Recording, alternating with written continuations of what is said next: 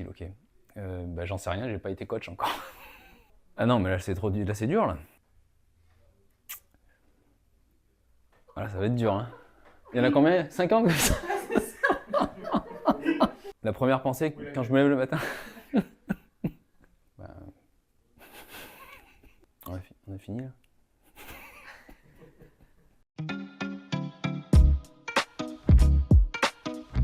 Qu'est-ce que je vais faire aujourd'hui quoi?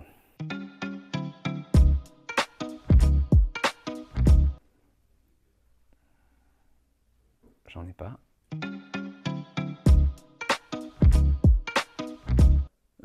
Coacher dans une soirée?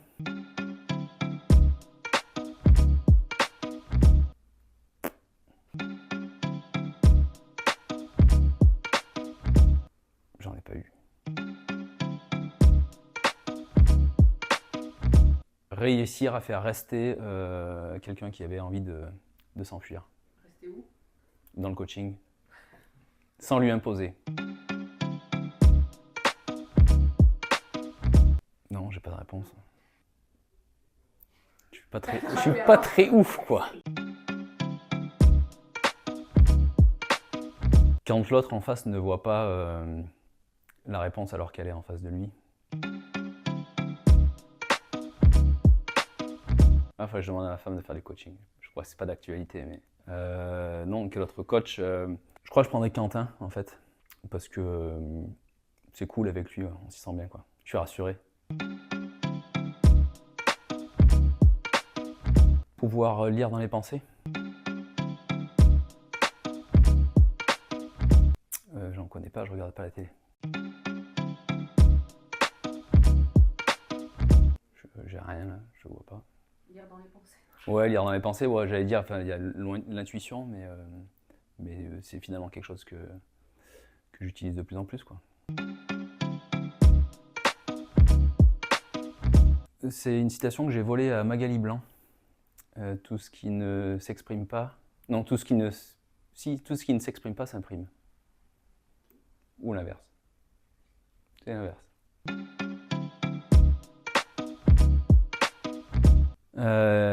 Réunir tous les coachs pour une grande réunion.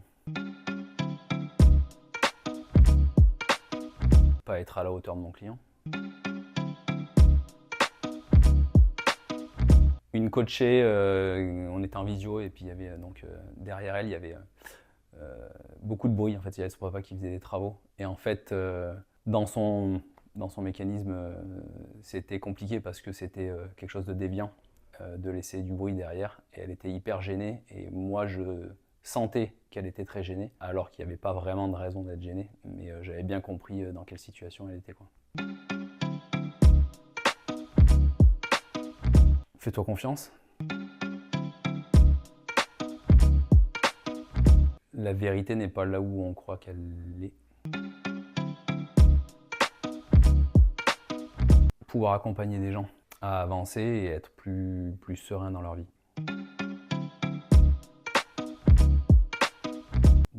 Le seul livre que j'ai fini, c'est Intuitio de Laurent Gounel.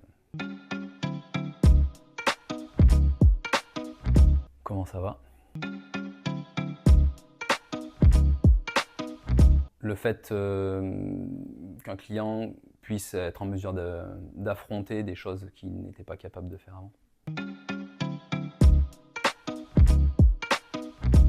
Calme, posé, rassurant.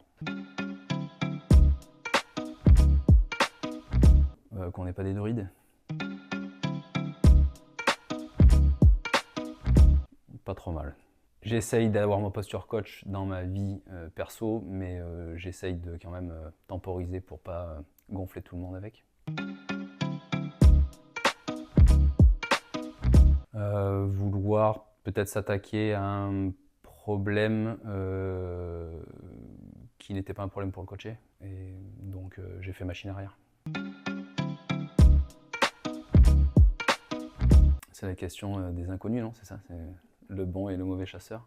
Le bon coach, il coach ce qui est en surface, et le grand coach, il va chercher là où se trouve le problème. Le meilleur conseil, c'est jamais oublier la relation en fait. crois que c'est d'analyser finalement ce qui se passe quand je ressens quelque chose, quoi. Je leur dirais de ne pas oublier que leur objectif, c'est d'accompagner leur client vers son objectif et non pas de réussir à aller vers là où ils pensent qu'ils peuvent amener leur client. Ben, en tant que coach, la question c'est si le coach me dit est-ce que tu es sûr que je vais m'en sortir?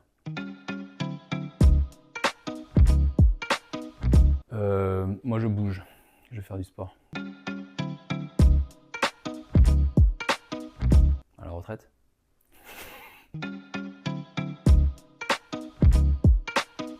La manière dont on va chercher nos clients? En calibrant mon client, en calibrant si je le vois bien et puis en lui demandant. Prends le temps et regarde-toi faire en fait. Je prends 5 minutes pour moi et je respire. Comme je peux. J'essaie de me dire qu'ils sont sûrement très mal pour être dans ce comportement-là. Si mon client arrive à se sortir de là où il est, ça va être une grande libération et la tension va redescendre. Alors, pour moi, c'est le questionnement parce que ça peut nous mener vraiment partout et ça peut nous permettre d'atteindre des paradoxes ou des choses assez touchantes, quoi. En gros, c'est tu y vas que si t'es malade, quoi. Donc en fait, t'en as pas besoin, quoi. Et ben, je me tiens informé avec Odébi, avec le réseau de coach. Ouais. Que j'ai beaucoup de peur, mais que je peux aussi avoir beaucoup de courage. Prends ton temps et fais-toi plaisir, en fait.